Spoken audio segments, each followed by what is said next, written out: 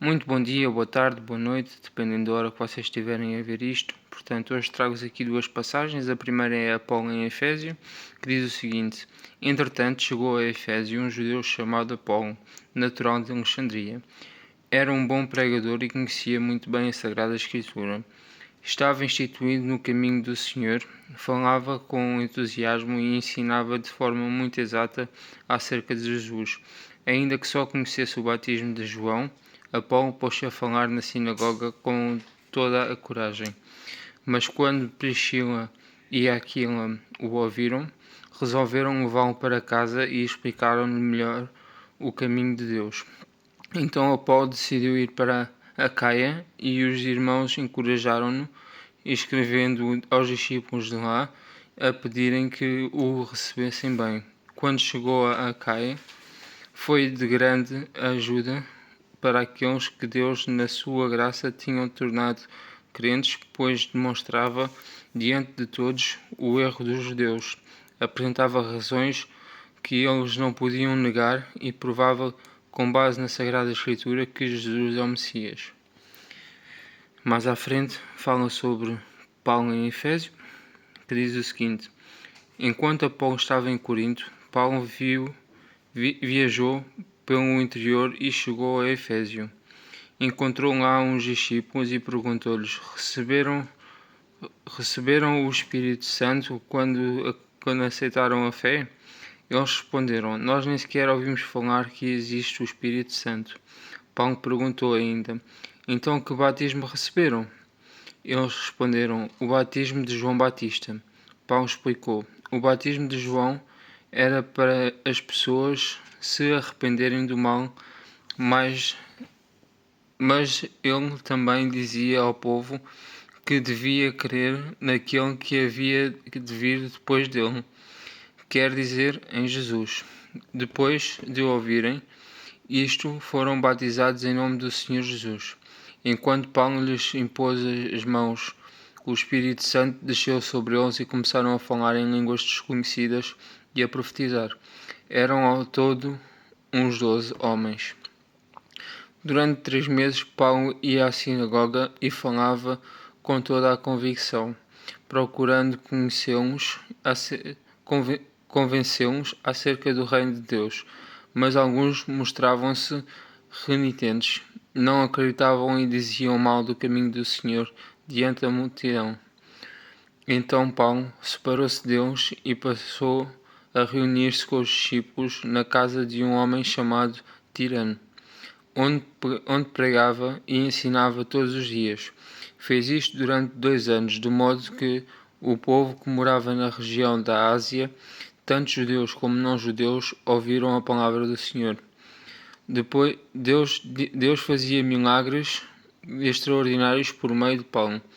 Até lavavam os lenços e as roupas de Paulo que tinha usado para com eles tocarem nos doentes e eles ficavam curados das doenças que tinham e os espíritos maus que saíam deles. Alguns judeus que andavam de terra em terra a expulsar espíritos maus, quiseram usar o nome do Senhor Jesus para expulsar os espíritos maus dos doentes e diziam aos espíritos: Em nome de Jesus, aquele que Paulo anuncia, ordeno-vos que saiam. Entre os que andavam a fazer isto havia 7 filhos de um judeu chamado Escevas, que era chefe dos sacerdotes. Mas um espírito mau respondeu-lhes: Conheço Jesus e sei quem é Paulo, mas vocês quem são? Então o homem possuído do espírito mau atirou-se a eles, bateu-lhes tanto que eles tiveram de fugir daquela casa, muito feridos e quase nus. Todos os que moravam em Efésio, judeus e não-judeus, souberam disto e ficaram cheios de medo. O nome do Senhor Jesus tornou-se mais respeitado ainda. Então muitos, peço desculpa a demora, tinha o cursor muito longe, então muitos que passaram a crer no Senhor, proclamavam a sua fé e confessavam o mal que tinham feito. Muitos daqueles que praticavam bruxaria juntaram-se e levaram os seus livros para os queimar à vista de todos. calculou-se o valor dos livros queimados em 50.000 moedas de prata. Era assim que com o poder do Senhor, a sua palavra se espalhava e fortalecia cada vez mais. Pois bem, eu hoje não tenho muito para falar. Isto foram acontecimentos bíblicos. No entanto, posso falar sim que Apolo, apesar de conhecer as Escrituras, não conhecia ainda muito bem Jesus e já o defendia. Eu, pessoalmente, não conheço as Escrituras. É quase como se eu estivesse a ler pela primeira vez. Apesar de já ter ouvido várias vezes na missa, era quase como sempre que eu ia à missa, as coisas entravam a 100 e saíam a 1000. Não registava o que era falado lá, não registava as leituras que eram lidas. É uma confissão que eu estou a fazer. No entanto, hoje em dia, eu sou totalmente diferente e absorvo as leituras que leio e partilho com vocês a minha interpretação de cada leitura. Isto não me torna mais digna ou menos digna de espalhar a palavra de Deus e a palavra de Jesus.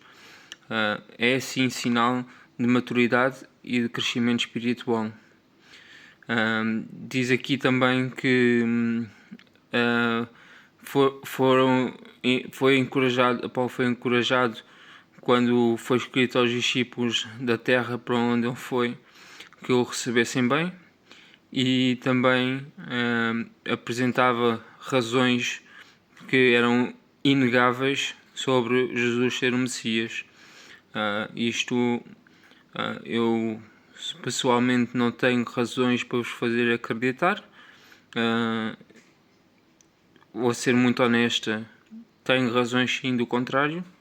No entanto, eu não posso dizer, não porque pode não ser verdade, mas porque vai abalar a igreja inteira. E ao abalar a igreja inteira, todas as igrejas serão destruídas. E eu não quero destruir nada. Eu gostava muito que se houvesse uma única religião no mundo. E quando digo uma única religião, é todos acreditarem no mesmo Deus. Mesmo que não acreditem no que está escrito nas palavras, nós todos devemos acreditar que existe um Deus, sim. Existe uma entidade que transcende todos os humanos, tanto os que vivem, os que já morreram e os que virão. E quando digo transcende, significa que ele só, a sua grandiosidade não consegue ser contida num corpo humano. Logo, ele nunca poderá encarnar em carne, nunca poderá ser carne. No entanto, ele é toda a carne, e todo o peixe, e todo o mar, e toda a árvore, tudo o que existe no universo visível e invisível é o corpo de Deus. Ou seja, com isto o que eu quero realçar é que nós todos juntos formamos Deus. É verdade que estamos em muita discordância uns com os outros, há muitas guerras, há muitas intrigas, há muitos conflitos. No entanto, sei que a humanidade um dia vai acordar para a vida, por assim dizer, e vai aprender a amar-se uns aos outros em vez de odiar uns aos outros. Na segunda passagem sobre Paulo em Efésio, a parte mais marcante desta história tem duas. Uma que eu acho um bocadinho mau, que é obrigar as pessoas a lavar as suas roupas e as suas coisas em troca de algo, em troca de curas. No entanto, eu entendo que todos nós temos que pagar as coisas de alguma forma, mas também acredito que o mundo perfeito seria não haver moeda de troca. E quando eu digo não haver moeda de troca é que nós todos pudéssemos coexistir sem exigir nada por alguma coisa. Ou seja, eu faço-te um favor e se tu não me fizeres um favor em volta, as coisas estão um bocadinho é um bocadinho chato de fazer. Ou seja, a moeda de troca seria então sim o favor e o amor ao próximo, em que sei que se precisar de um de vós, vocês estão cá para mim, assim como eu estaria para vocês. Ou seja, a melhor moeda de troca não é trocar uma caneta por outra caneta, ou uma caneta por um copo d'água. Seria trocar, sim, vivências, amor e entrega. Podemos entregar uns aos outros. Mas isso tem a ver com a minha visão do mundo perfeito, e o mundo está muito longe disso. É muito difícil o mundo chegar a esta visão. No entanto, o outro ponto-chave é que nós podemos falar uma oração e no final da oração dizer em nome de Jesus. No entanto, tal como está aqui escrito, onde é que está? Onde está, tal como está aqui escrito que um espírito mau respondeu-lhe: conheço Jesus, sei quem é Paulo, mas vocês quem são? E isto significa muito a questão de: ok, Jesus é quem foi, sendo o Messias ou não, eu acredito que ele possa ter sido o Messias da sua geração, e acredito também que cada geração tem um Messias, que em cada geração não tem o mesmo nome, não tem a mesma forma e não tem as mesmas características. No entanto, isto tem a ver um bocadinho com a minha religião, não é bipolar, mas multifacetada, em que é composta por várias religiões e várias crenças que fazem sentido umas com as outras em comunhão. No entanto, aqui é literalmente a mesma coisa que eu chamar-me, ter um nome, né, certo? E alguém usar o meu nome para pedir a outra pessoa para fazer um favor e dizendo: faz isto em nome de não sei quem.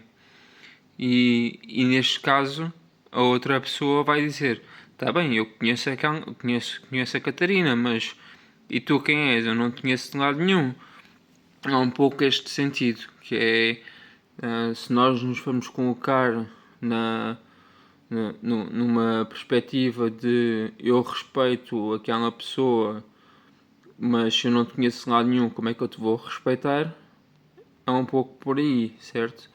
Ou seja, os maus espíritos reconhecem o Salvador que existiu há 2000 anos atrás, que foi crucificado pelo homem. No entanto, não reconhecem estes 7 judeus que estavam a tentar imitar a obra de um dos discípulos. Porque nós vemos que cada um de nós veio cá para o mundo por uma missão. Essa missão é-nos revelada ao passar da nossa estadia cá na Terra. E se nós formos imitar as missões uns dos outros, estamos muito mal, porque cada um tem o seu lugar, cada um tem o seu propósito, e o propósito da pessoa A não pode ser feito pela pessoa B, porque não pensa da mesma maneira, não fala da mesma maneira e não reage às coisas da mesma maneira, ou seja, não possui a mesma centelha. No entanto, como eu já disse, somos todos um e devíamos nos comportar todos como um e não andarmos a tentar ver quem é que tem mais força. Portanto, desejo a todos a continuação de um bom dia, uma boa tarde, uma boa noite e um bem-aja.